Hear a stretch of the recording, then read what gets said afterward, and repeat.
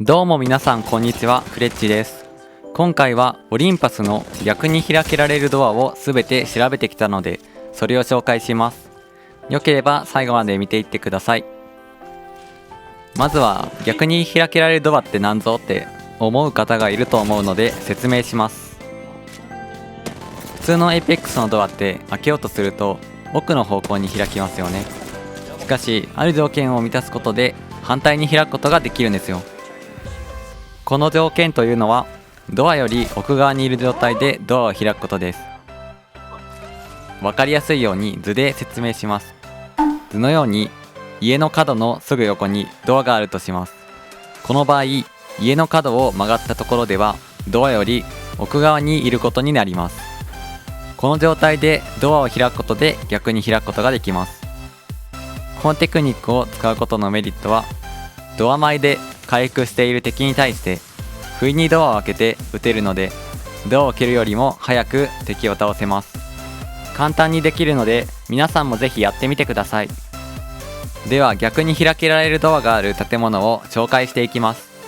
まずはこの自転車が描かれている小さい建物です。この建物は2つのドア両方とも逆に開けられます。こんな感じですね。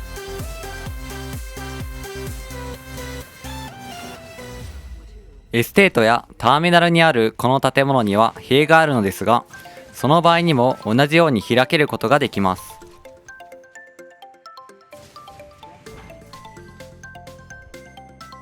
次はこの大きい建物です。この建物では2箇所逆に開けられるドアがあります。まずはここ1階にあるドアです。柵がちょっと邪魔なんですけど逆に開けられます。2個目がその上にある2階のドアです。建物の角とドアの距離が近いのでここは簡単にできます。この建物はドックに1つ、送電網に2つ、クリニックの北の集落に1つ、軌道砲の南の集落に1つ、ソーラーレーンに2つあります。次はこの建物です。この建物は5箇所ドアがあるんですが、全てのドアでできます。この動画でやっているようにドアにピンを刺すとドアが壁越しでも見えるようになります。この状態でやると自分が今ドアの奥側にいるのか手前側にいるのか確認しやすくなるのでおすすめです。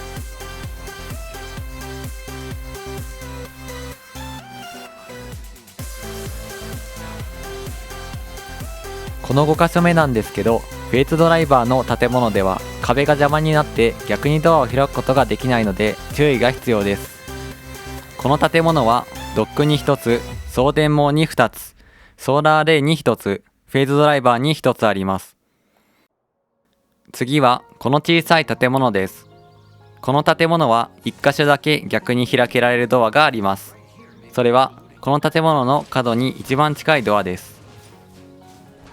この建物は数が多くて、ドックに5つ、送電網に3つ、クリニックの北の集落に1つ、軌道砲の南の集落に2つ、イカロスに2つ、ソーラーレーンに1つ、フェーズドライバーに1つ、エステートの西の集落に2つあります。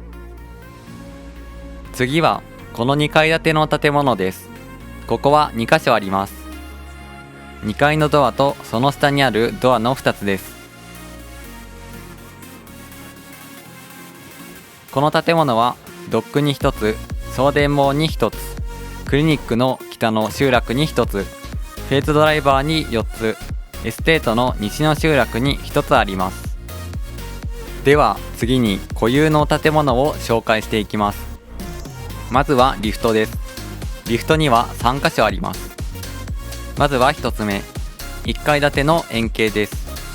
この建物はリフト以外にもたくさんあるのですが、建物自体が斜めになっていることが必要なので、リフトの建物でしかできません。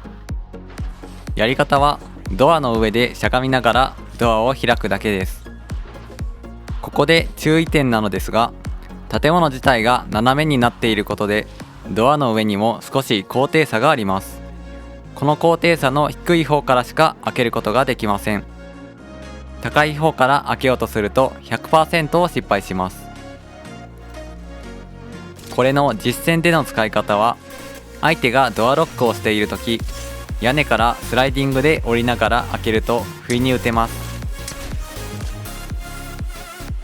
真上でしゃがんで開ける方法は、そのまま降りることでドアに自分を挟むことができます。スライディングで開ける方法、真上でしゃがんで開ける方法のどちらも強いと思います。リフトには3箇所あると言いましたが、実は他の2つも同じです。次は隣のここです。ここの西側のドアで同じことができます。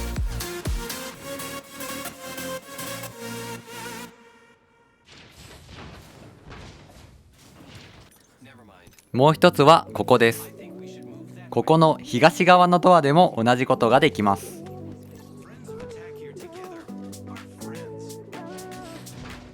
一応西側のドアでもできますが、判定がシビアすぎるのであまり実用的ではありません。僕も何十回と開けようとしましたが、2回しか成功しませんでした。次はソーラーアレイの真ん中の建物です。この建物の南西側のドアだけでできます。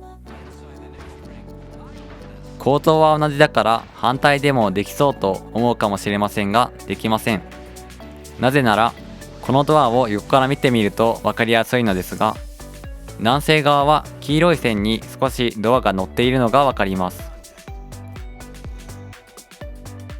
しかし反対のドアは黄色い線に乗っていません。つまり南西側のドアは少し外側に出ていて、反対側のドアは内側に入り込んでいるということがわかります。だからできないのかなと思います。Apex ってやっぱり雑ですね。ということで今回はオリンパスにある逆に開けられるドアを全て紹介していきました。少しでも参考になったという方はぜひチャンネル登録と高評価お願いします。意見や感想はコメントに書いていただけると嬉しいです。これからも役に立つ動画をアップしていくので、ぜひフレッチチャンネルのチェックよろしくお願いします。ハイド場所の動画は毎日18時にショート動画でアップしていますので、それもぜひ見てみてください。では次の動画でお会いしましょう。おつー。